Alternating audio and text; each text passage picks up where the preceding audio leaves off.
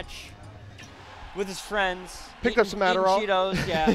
Picked up some Adderall at the local Onet drugstore. But here we go on Smashville, opening up the set here at SFW 87. Hello, if you're joining us, thank you so much for tuning in.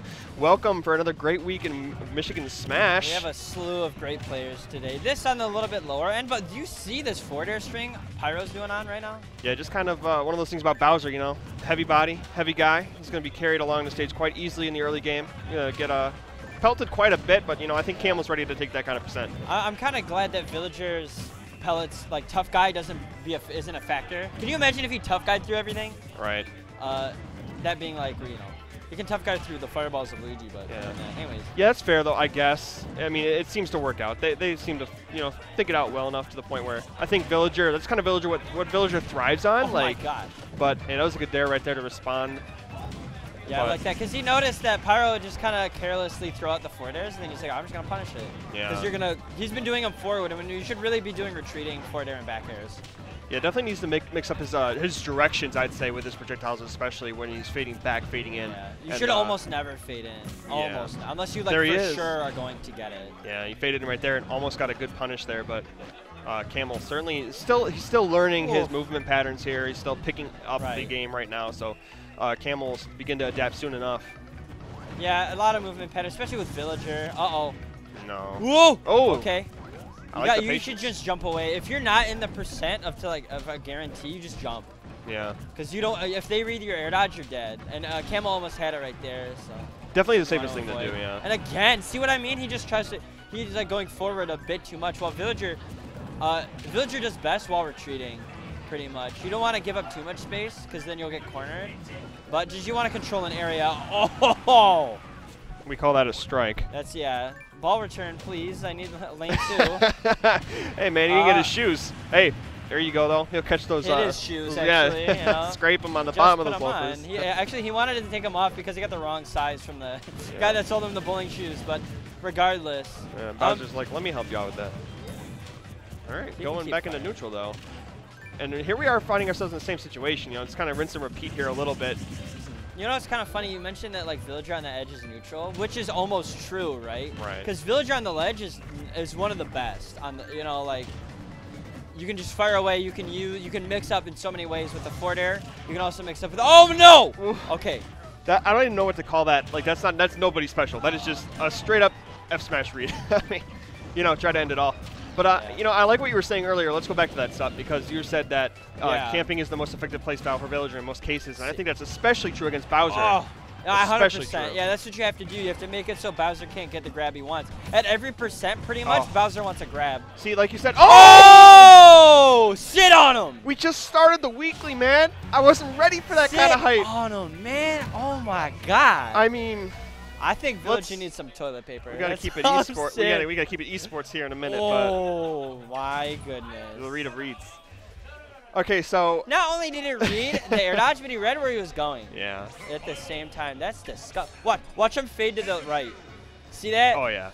That's insane. Just approach him and scare him. Like you're gonna up air me, right?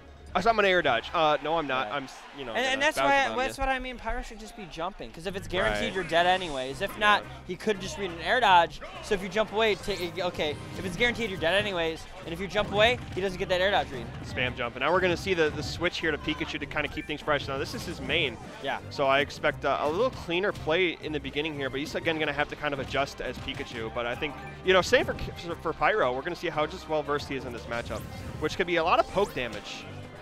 Yeah, it's hard because Pikachu is so small, but if you can just kind of control where Pikachu wants to go, that's where you really thrive, right? If you can force him to not quick attack in certain spaces, feel uncomfortable, like that's essentially what you basically what I've done with Nero, because I play with Nero all the time. Basically, if you can make him scared to approach or get in, that's your time to go in, right? Because they're not trying to approach at that point. Yeah. And he's taking a lot of damage in the process. I feel like he is trying to play a little more conservative this time around. Oh, God, Camel. These smash reads, I like them. But, you know, he's kind of being a little more defensive now. He's not as offensive as he was against the Bowser. He's playing a little more passive. But at the same time, we see the same kind of response from Camel. Camel really just finding his openings. Pyro, I like his change of pace. And he's still in this by all means. You know? I think when he was playing against the Bowser, he was definitely like he was at disadvantage a bit more, which made him not able to control center. Oh my god. Yeah. Which made him not able to control center as much as he would want. Which Villager doesn't always need center, but it's nice. So there's the side B. I thought that down B was definitely a side B, but yeah. Either way, the gyro. If you're playing as Villager, you want to send the gyroid and then see how they respond, because typically they'll respond in the same way the next time. So right there, he just shielded it. He might be able to actually go in for a grab. All right. Just keep pelting him, man. Just kind of keep reading his responses, but now we see a bit of a standoff, of course, as we'd expect from Villager and Pikachu. These two playing a very patient game. I actually like this. This is the way the matchup is supposed to be played. We can respect that. Yeah, I think at this point, Pyro has been like, come on, man, you can't approach me with these quick attacks. I'll hit you for free. Yeah. That's the kind of like Villager has a tool set that not a lot of the cast has that can really challenge Pikachu's ability to get around. You know, you don't have to have the speed to catch up and challenge him. You just have your projectiles, and that in itself, you know. You can just have a long-lasting hitbox too, like Nair, up air, down air. Yeah. As well. So definitely a well-equipped tool set to deal with Pikachu's slipperiness, but regardless, Camel just continuing to kind of push Pyro to the edge of the stage, really holding down Pikachu well. But Pyro has no issue with that. Villager kind of has a second home on the ledge. Yeah. Other than the one Tom Nook gives him, or has him in debt for the whole time. Either way, well, I never see Camel go for grab, down throw or up throw. That's like the the storm chaser kind of, as it were. I always see him go for like reads, so like an up smash or a dash attack. I liked that read for sure. Yeah, I wonder how confident he is in those combos. He There doesn't it is, need it. Doesn't need it. See, I'm telling, if you're against Camel, don't just shield. It's so good when he's gonna kill you. Because he almost never grabs, and he's not the best at the thunder conversions. No offense to him, but he's really good at getting the reads, as you saw right there. Okay, so playing an unconventional Pikachu right there is basically the sum of it stuff. So, I mean, I like it, though. I can dig it. It works. It's worked out so far. He's up a stock in game number 2, which he's the one to lead. But Pyro is, trying to not go down without a fight, and a little bit of he jumped. Yeah. He didn't have it. He just thought he did, and he's like, well, I'm too... Because you tried to drift away, so nothing like a bowling ball would hit him. Right, because Pyro's been known to do that. Yeah. The axe is out. Stark reminder that tree's gone now, though, and now that allows Camel to kind of keep up this offense on the ledge. But he's gonna make it back safely to center stage. Yeah, he's gonna find center stage. But what Pyro needs now is some damage. You see that clock ticking, man. Almost 2 minutes left to go, and Camel, every little hit he gets is gonna be so big, because it's either gonna go to time or Pyro's gonna like have to approach eventually, and Camel's gonna call it out. Yeah, for sure. Oh, the regrab. Yeah, he's putting himself in kind of a bad spot right now. He's definitely in the good spot to win this right now, as he just keeps up the pecking away. This damage is building 77% now. That's a 50% deficit we're working here with less than 2 minutes left in the game. Oh, actually, now that I think about it, you can't count out Villagers like kill moves, especially against Pikachu. Because like if you try to quick attack and you get hit by like bowling ball, you're getting destroyed. Right? If you go back to the ledge, or that happens. Okay, still alive. We got Rage Villager on deck. Yeah, it looks like he really messed up that thunder conversion. It looks like he didn't even jump, but he makes up for it with a quick smash attack. But now that really puts Pyro down for the count in percent. So, and that's kind of the problem with Villager is like, yeah, he's got good kill moves, but he's got so much peck damage that if you just kind of stay away from him, it's gonna be very hard for him to build damage quickly.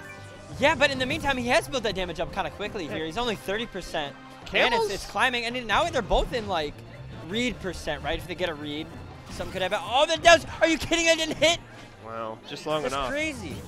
But I know, like Camel's not really playing that game. He's kind of being in your face a little bit here with this percent lead, and now it's gone so much slimmer. It's still pretty slim. Yeah. I'd like to see him back off a little bit and just kind of start using Pikachu's agility, use his ability to get around. Yeah, I want to see him back off for sure. Yeah. Like he just went in Villager's face with kick attack as opposed to like just kind of backing it away, forcing Villager to approach, which he can peck at you, but you just shield, man. You're on Battlefield. You just use these platforms, start platform canceling if you can. I don't know how well his his skill in that is versed, but Pikachu has the ability to just kind of scram at this point.